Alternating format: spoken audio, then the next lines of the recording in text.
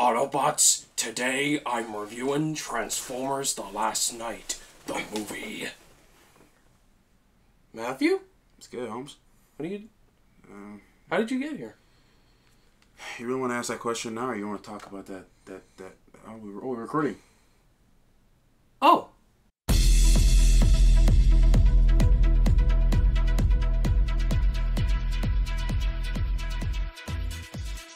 What's going on, guys? Ryan O'Toole back here again, giving you guys another review. You may or may not know who this guy is sitting right next to me. That's right. If you guys did not know, this is Matthew V. Haynes. He came all the way up from New Jersey to come visit me and see Transformers The Last Night. Matthew, say what's up to my fans. What's going on, O'Toole family? Matthew V. Haynes here, aka the Clockmaster. I am happy to be here. Talking about this this movie. I don't know what is it, a movie or is it a movie or a trailer? I'm just happy to be here. Let's just talk about this movie, and it is Transformers: The Last Night, the 5th movie in this franchise, directed once again by Michael Bay, starring Mark Wahlberg back as Cade Yeager, and you got a bunch of new cast members in there like Anthony Hopkins and a bunch of others that are really unknown. So, Matthew, let's talk about the plot to Transformers: The Last Night. What is the plot, really, if you want to tell? They have that. What's the meaning of a plot? Does that even exist? Well, I know they have to find this sphere or something belonging to some sort of person like Cybertron, and they have to use it to kill her. Wait, I thought they had to find the staff.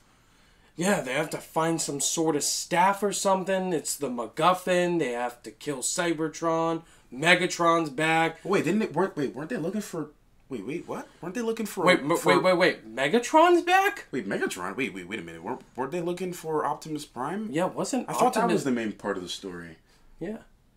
As you guys can tell, we're trying to figure out what the plot is to this movie, because there's no plot. Going into this movie, I went in with an open mind, just like I go in with every single movie that I see. Knowing this is the 5th Transformers movie, Michael Bay helming it, and Mark Wahlberg back, I was kind of hopeful, not excited for it. I knew what I was gonna get, and just walking out of the movie, I can't even describe what movie I was even watching and how terrible it was. The look on Ryan's face when this movie was finished, this guy was just shook like he looked like if he was just reborn, and he has no clue where he was born and like what's going on. He's just like... Matthew and I, we were just staring at each other at the end of the movie. Yeah. And then he said, "What time does this movie start?" And Cody's just laughing because he's laughing at our reactions. But yeah, he said, "When does this movie start?" It felt like a 2-hour trailer.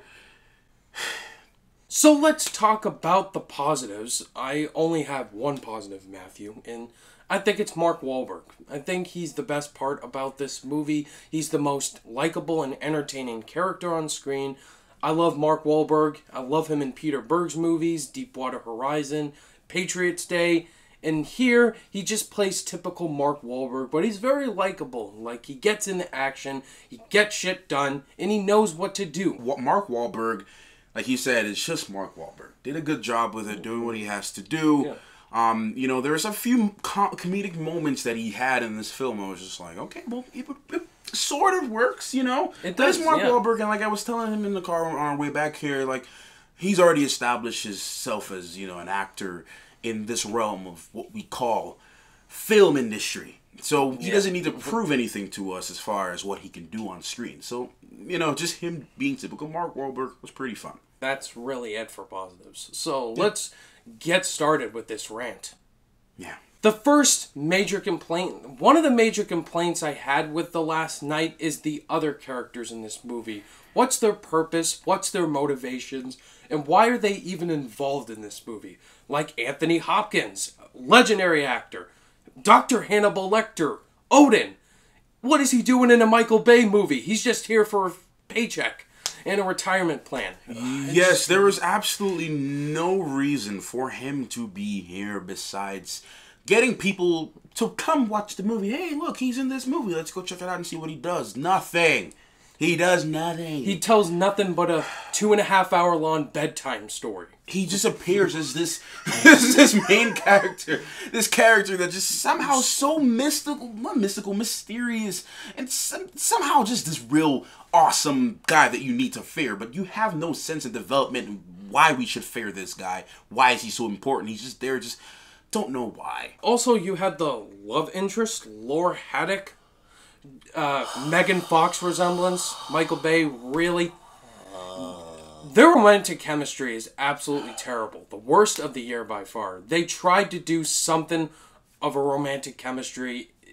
It does not work. It was like 5 minutes they hated each other. And the last minute of everything, they're like, oh my god, I'm so in love with you. Let me kiss you. They just Let me touch you. Yeah. Let me do this. We just somehow have all these years and days of development with love with each other in what seemed to be a time span of one day. But just the other day, you just hated this character. And the minute he takes his shirt off, oh my god, I'm so in love with this guy. Oh my god, help me, please.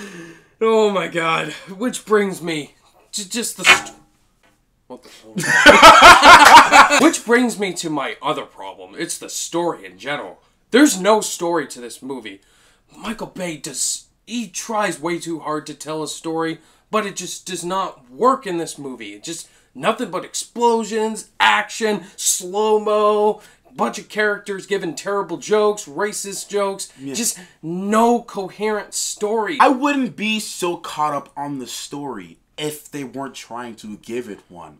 But the fact is, they were trying to give this movie an actual story. The first one, it had a little thing. This wasn't really main story. We were there for the robots. We were there for them fighting, and that's what we were there for. Similar to the first Fast and Furious movie.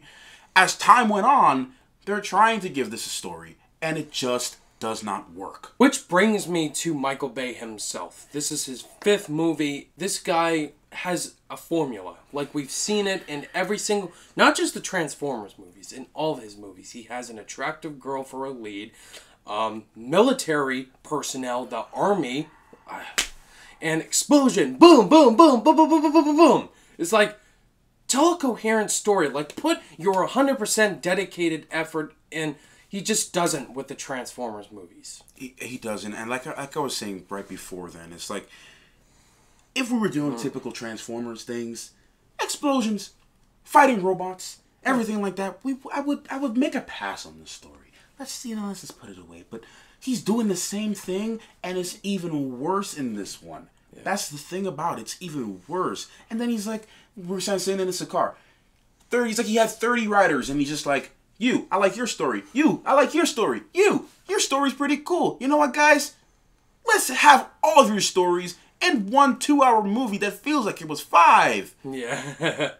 The minute this movie started, I just wanted it to end. There were certain things with, like, they were going from wide-angle shots to full screen every time, and I was like, what are you even doing? What? I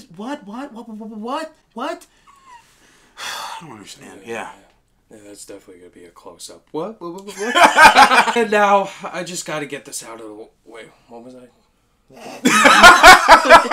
And finally, the runtime. I know you guys are going to say, Ryan, this is the shortest movie in the franchise. One of the shortest. This movie felt like a 4-hour-long director's cut. It's like, oh my god. I mean, I think it was like 2 hours and 29 minutes. That means nothing. It's exactly like the last movie. Like, they continue on and on and on. Just end the movie. I'm sick and tired of it. And they're pointing, and it just keeps reminding me about how bad the story was. I'm really trying to find something positive to say about it, and I really honestly can't. I'm normally the guy, I normally have, you see my videos, I normally have positive things to say, even about the most crappiest movie, right?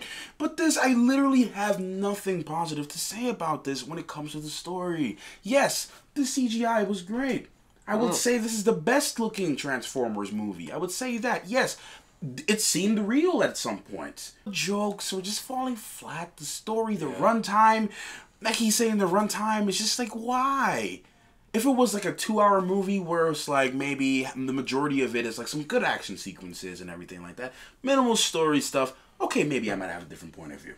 Yeah. It's not the case here. And the marketing. I mean, they focused so much on Optimus Prime going, and he's only in the movie for less than 20 minutes. It was like Godzilla had more screen time than him. Yeah, Godzilla had more screen time than him. Darth Vader, no, Darth Vader had less screen time. I'm sorry about that. But you guys get my points. I hate it when movies do this. They market something very important and it's only in the movie, like the Joker in Suicide Squad. In the end, guys, Matthew and I are done with this rant. Transformers The Last Knight, in my opinion, is the worst in the franchise. I hated everything about this movie except for Mark Wahlberg.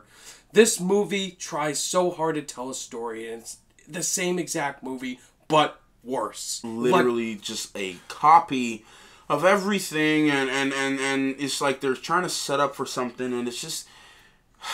It just does not work. I really, honestly did not like this movie at all. I literally went into the guy who gave us the tickets. They're like, this movie's amazing. This movie's amazing. I'm like, you know what? I'll give it a shot. Let's just go with an open mind and see what's going on. Let's not just, we're not going to knock it before we try it. We both went in like, what, hey, maybe it might be good, We're sitting down there, first 20 minutes of the movie. I look over at Ryan. Ryan is just like... And that's mainly from the nerdy guy. On my rating scale, I'm going to give Transformers The Last Knight a big 0 out of 5 stars.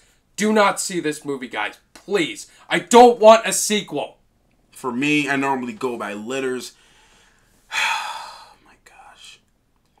This movie is a negative F-. Unless you're a hardcore Transformers fan, you really love Transformers, you're going to like this movie, okay? Yeah. If you want more, you ain't going to like it. Alright, guys, that was my huge rant, spoiler-free review for Transformers The Last Knight with my man, Matthew V. Haynes. Thank you for joining me, Matthew. It's been a pleasure, man. Coming up here and seeing this movie.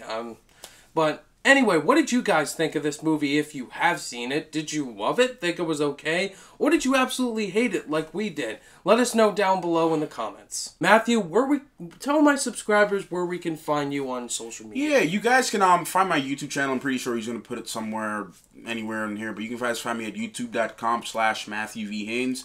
All my social media, Facebook, Snapchat, Twitter, Instagram, is at MatthewVHaynes. Thank you guys, as always, for watching this review. And if you guys liked it, give it a thumbs up. And be sure to subscribe today for more content. All my social media links are in the description down below. Be sure to click that notification bell on your way out. And I'll see you guys in the next video. Bye!